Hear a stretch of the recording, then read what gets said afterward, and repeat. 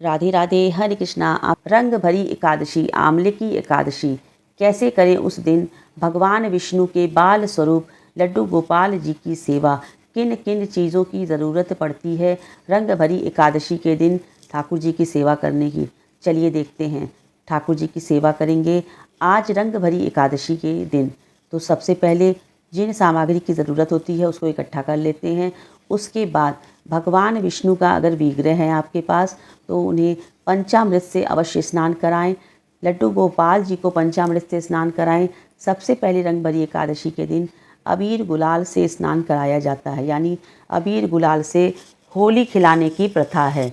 आप भगवान विष्णु और माता लक्ष्मी को और बाल गोपाल लड्डू गोपाल जी को अबीर गुलाल, गुलाबी, पीला, हरा, नीला, जिस रंग का आपको अबीर गुलाल मिल जाए उस रंग के अबीर गुलाल से आप कान्हा जी को होली खिलाएं। उसके बाद आंवले के पानी से स्नान कराएं।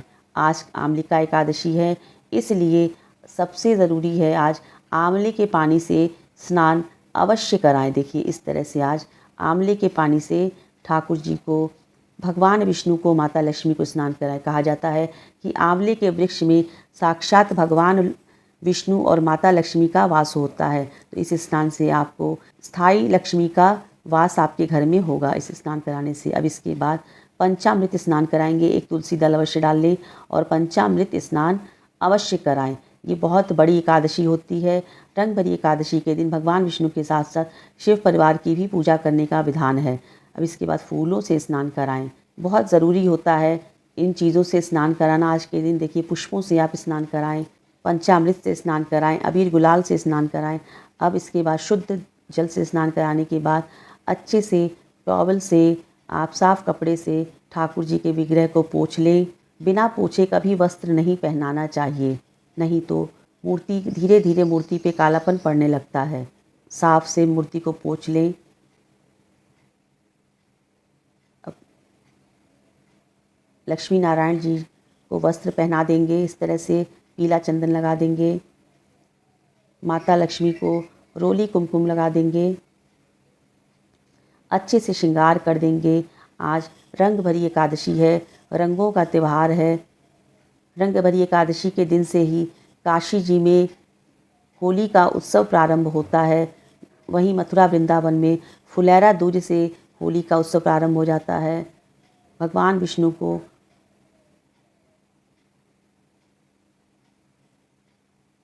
फूल माला आदि समर्पित कर देंगे, फूल बरसाएंगे, फूलों की होली भी खिलाएंगे, बहुत अच्छा रहता है। मंदिर में एक लोटा जल अवश्य रखना चाहिए। आज के दिन ठाकुर जी को पीले रंग की पोशाक धारण कराना चाहिए। प्रत्येक एकादशी के दिन पीले रंग का पोशाक पहनाया जाता है। सुंदर सा श्रृंगार करिए ठाकुर जी का। जैसा भी श्रृंगार आपको अच्छा लगता है, आपके ठाकुर जी को अच्छा लगता है, वैसा श्रृंगार आप कर दीजिए। सर्दियाँ बिल्कुल भी नहीं हैं, इसलिए गर्म कपड़े अब मत पहनाइए। इसके बाद अब हम, अगर आपके पास तुलसी की माला है तो आप तुलसी की माला पहना दीजिए ठाकुर जी को। आप चाहें तो तुलसी की माला बना के भी पहना सकते हैं, या फिर जो मार्केट में तुलसी की माला मिलती है उसको पहना सकते हैं। राधा कृष्ण की युगल जोड़ी है तो उनको भी तुलसी की माला अर्पण करें और अच्छे से श्रृंगार करें। जितना सुंदर हो सके श्रृंगार करें। आज रंग भरी एकादशी है, रंगों का उत्सव है। अबीर गुलाल लगाया जाता है। कहा जाता है कि रंग भरी एकादशी के दिन माता पार्वती को भगवान शिव पहली बार काशी जी में लेके आए थे, तो उनके भक्तगण काशी में अबीर गुलाल उड़ाए थे माता पार्वती जी के आने की खुशी में। माता पार्वती जी का गौना कराया गया था रंग भरी एकादशी के दिन, इसीलिए ये एकादशी बहुत खास होती है। और यही एक एकादशी ऐसी है जो भगवान विष्णु की पूजा के साथ साथ माता पार्वती और भगवान शिव की पूजा भी की जाती है। इस दिन रंग भरी एकादशी के दिन भगवान विष्णु और माता लक्ष्मी की पूजा के साथ साथ भगवान शिव और माता पार्वती की पूजा करना बिल्कुल ही ना भूले। भगवान विष्णु की पूजा तो प्रत्येक एकादशी को की जाती है और साथ में माता लक्ष्मी की पूजा करते हैं। इससे माँ लक्ष्मी का वास हमारे घर में होता है। साथ ही रंग भरी एकादशी के दिन भगवान शिव की पूजा करने का बहुत विशेष प्रावधान होता है। इससे माता पार्वती सुख समृद्धि और सौभाग्य का आशीर्वाद देती हैं, अखंड सौभाग्यवती होने का आशीर्वाद देती हैं। अब ठाकुर जी का देखिए श्रृंगार हो गया है, बहुत सिंपल और बहुत प्यारा सा श्रृंगार हुआ है ठाकुर जी का। ठाकुर जी बाल स्वरूप हैं, बच्चे हैं छोटे से प्यारे से, तो थोड़ी बहुत तो नटखटपन ठाकुर जी के अंदर रहेगी, जैसे बच्चों के अंदर रहती है। अब हम भोग सेवा करेंगे, माखन मिश्री का भोग लगाएंगे, दूध पिलाएंगे, ऋतु फल चढ़ाएंगे। आज आंवले की एकादशी है। आज के दिन आंवले के पेड़ की भी पूजा करने का विधान है। आंवले के पेड़ में आप जल चढ़ाइए, दीपदान करिए, पुष्प चढ़ाइए और आंवले के पेड़ की परिक्रमा करना अति उत्तम माना जाता है। कहा जाता है कि आंवले के पेड़ में साक्षात भगवान विष्णु और माता लक्ष्मी का वास माना जाता है। अब पुष्प चढ़ा देंगे, चंदन लगा देंगे, इत्र सेवा कर देंगे, भोग लगा देंगे ठाकुर जी को, मेवे का भोग लगा देंगे, यानी कि ड्राई फ्रूट्स का भोग लगा देंगे, दूध पिला देंगे, माखन मिश्री का भोग लगा देंगे। जो भी भोग लगाएंगे सात्विक भोग लगाएंगे और भोग में तुलसी दल अवश्य डालेंगे। आज के दिन रंगभरी एकादशी के दिन रंगभरी एकादशी की कथा का श्रवण अवश्य करें। आप चाहें तो पढ़ भी सकते हैं, नहीं पढ़ सकते हैं तो वीडियो में मैंने कथा अपलोड किया है, आप उसे सुन भी सकते हैं, उतने ही पुण्य फल की प्राप्ति होगी। आज के दिन आंवले का भोग लगाएं, ऋतु फल का भोग लगाएं और आंवले का दीपदान अवश्य करें। आंवले का दीपदान करने से आर्थिक तंगी से छुटकारा मिलता है, कर्ज से छुट्टी मिलता है। देखिए आंवले का दीपदान कैसे किया जाता है। इस तरह से जैसे मैं बना रही हूँ, इस तरह से पहले आप आंवले का दीपक बना लें। ऊपर से इस तरह से आंवले में थोड़ी सी जगह बना लें। रुई की गोल बत्ती यहाँ पे रखेंगे हम। दोस्तों ये याद रखें कि जब हम भगवान विष्णु, भगवान श्री कृष्ण, भोलेनाथ, हनुमान जी, चाहे राम जी, इन लोगों की जब पूजा करनी रहती है तो गोल फूल बत्ती का प्रयोग किया जाता है। और जब माता जी की पूजा की जाती है, माँ लक्ष्मी की पूजा होती है, देवी पार्वती की पूजा करते हैं तो लंबी बाती का प्रयोग किया जाता है। देखिए इस तरह से हम आंवले का 5, 7, 11, 21 जितनी आप चाहते हैं उतना दीपक इस तरह से बना लीजिए पहले, और थोड़ा सा आंवले के ऐसे बीच में गड्ढा कर दीजिए। अब इसके बाद आरती की थाली हम सजा लेंगे, स्वास्तिक बना के, फूल सजा के। ये दीपक जो हमने आंवले का बनाया है उसको हम बीच में रख लेंगे।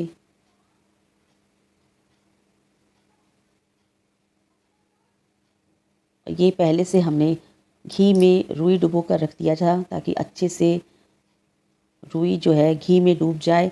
अब इस तरह से हम सजा देंगे। बहुत ही पुण्य लाभ मिलता है आंवले का दीपदान करने से। कितनी भी आर्थिक स्थिति खराब हो, आप आंवलिका एकादशी के दिन, रंगभरी एकादशी के दिन ज़रूर करें आंवले का दीपदान। आंवला दान करें, इससे आर्थिक स्थिति मजबूत होती है और माँ लक्ष्मी की कृपा प्राप्त होती है। इस तरह से दीपक जलाएंगे और भगवान विष्णु की आरती उतारेंगे। तुलसी पूजन करेंगे आज के दिन। एकादशी के दिन तुलसी पूजन का बहुत महत्व होता है। एकादशी के दिन तुलसी जी में जल नहीं डाला जाता है, तुलसी पत्र नहीं तोड़ा जाता है, मगर तुलसी पूजन का विशेष नियम होता है। तुलसी पूजन करने से माँ लक्ष्मी की कृपा प्राप्त होती है। अब यहाँ पे देखिए आंवले का दीपक इस तरह से प्रज्वलित करें और इसके बाद धूप दीप दिखा के भगवान विष्णु और बाल गोपाल लड्डू गोपाल जी की आरती करेंगे। आंवले के दीपक से आरती करेंगे और रंगभरी एकादशी के दिन रंगभरी एकादशी की कथा अवश्य सुनेंगे या श्रवण करेंगे या फिर पढ़ेंगे। इस तरह से आप रंगभरी एकादशी के दिन लड्डू गोपाल जी की सेवा करें। बाल गोपाल लड्डू गोपाल जी की सेवा करने से भगवान विष्णु अति शीघ्र प्रसन्न होते हैं। अति शीघ्र हमारी जो भी कामना होती है वो पूर्ण हो जाती है। जरूर करें। एकादशी के दिन लड्डू गोपाल जी की सेवा, सभी कामनाएं पूरी होती हैं। जीवन से सारे दुखों का नाश होता है, सारी परेशानियां दूर हो जाती हैं। जीवन में सुख और शांति का वास होता है। जीवन आनंदमय हो जाता है। आपको जो भी आरती आती है भगवान विष्णु की, वो आरती आप अवश्य करें। एकादशी के दिन अखंड ज्योत अवश्य प्रज्वलित करें। वो अखंड ज्योत पूरे रात और दिन जलनी चाहिए।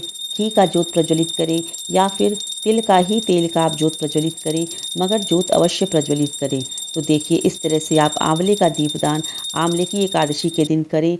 आपके जीवन की समस्त परेशानियां दूर होंगी। और फिर इसके बाद देखिए, आंवले की एकादशी का पाठ अवश्य करें। कथा करने मात्र से जीवन के संकटों का नाश होता है, सब परेशानियां दूर होती हैं और एकादशी माता की कृपा प्राप्त होती है। इस तरह से आप करें पूजा। और उसके बाद तुलसी पूजन अवश्य करें। तुलसी माता के समक्ष आंवले का दीपदान आज के दिन करें। परिक्रमा करें तुलसी माता की। फूल, पत्र, भोग, दीपदान ये सब करना बहुत पुण्य फलदायी माना जाता है। तो इस तरह से आप आज के दिन रंग भरी एकादशी के दिन इस विधि विधान से भगवान विष्णु के बाल स्वरूप की पूजा करेंगे। सारे दुखों का नाश होगा। जीवन की हर सुख सुविधाएं आपको प्राप्त होंगी।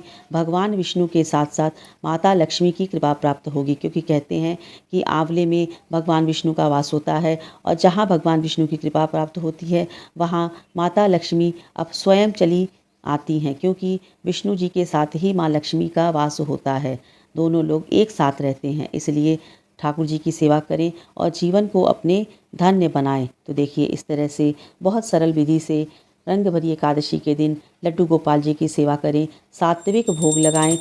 ध्यान रखें कि रंग भरी एकादशी के दिन व्रत का पालन करें। बहुत बड़ा ये व्रत है, उपवास है, इस एकादशी का महत्व है। आज के दिन चावल का सेवन नहीं करना चाहिए, मांस मदिरा का सेवन नहीं करना चाहिए, तामसिक चीज़ों का सेवन नहीं करना चाहिए और लहसुन प्याज आदि से बनी भोजन नहीं करना चाहिए। एकादशी के दिन भूल कर भी दाढ़ी बाल नहीं बनवाना चाहिए। महिलाओं को बाल धुलकर नहीं स्नान करना चाहिए। अब ये देखिए, आंवले के पेड़ की पूजा करना बहुत शुभ फलदायी माना जाता है। आज के दिन पहले हम आंवले के पेड़ की, अब इसके बाद पूजा करेंगे। आंवले के पेड़ में जो जड़ है उसमें हम जल चढ़ाएंगे। तने में 5 बार 7 बार कच्चा सूत लपेटेंगे। चंदन, अक्षत, तिलक ये सब करेंगे। उसके बाद भोग लगाएंगे आंवले के पेड़ में। फिर यहाँ पे भी हम दीपदान करेंगे और इसके बाद 9 बार आंवले के पेड़ की परिक्रमा करना बहुत शुभ फलदायी माना जाता है। और पूजन करने के बाद भगवान विष्णु की आरती अवश्य करें। इस प्रकार आप रंग भरी एकादशी के दिन, आंवले की एकादशी के दिन विधि विधान से आंवले के पेड़ की पूजा करें। भगवान विष्णु और माता लक्ष्मी की पूजा करें। साथ में भगवान भोलेनाथ और माता पार्वती की पूजा करना ना भूलें। आंवले के पेड़ में भगवान विष्णु और माता लक्ष्मी का वास होता है, इसलिए आंवले के पेड़ की पूजा करने से माँ लक्ष्मी की कृपा प्राप्त होती है। साथ में भगवान विष्णु की भी कृपा प्राप्त होती है। उम्मीद करती हूँ कि इस वीडियो के माध्यम से आपको संपूर्ण जानकारी मिल गई होगी कि कैसे करें रंग भरी एकादशी के दिन लड्डू गोपाल जी की सेवा, कैसे सेवा करें, कैसे श्रृंगार करें, कैसे स्नान कराएं। रंग भरी एकादशी के दिन आंवले के पानी से स्नान कराना ना भूलें। इन सब बातों का विशेष ध्यान रखें। किन चीज़ों का भोग लगाया जाता है आज के दिन, ये सारी जानकारी आपको मिल गई होगी। तो मिलते हैं आपसे नए वीडियो में। तब तक के लिए हरे कृष्ण कृष्ण कृष्ण हरे हरे,